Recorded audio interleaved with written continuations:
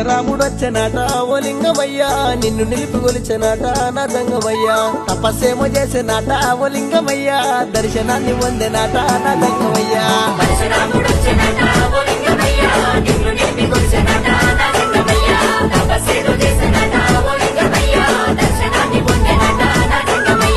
లింగమందు లింగమాట ఓ లింగమయ్యా ఆత్మలింగ రూపమాట నా దంగమయ్యా రూపమంటే రూపమాట ఓ లింగమయ్యా జనల రామలింగ రూపు నా దంగమయ్యా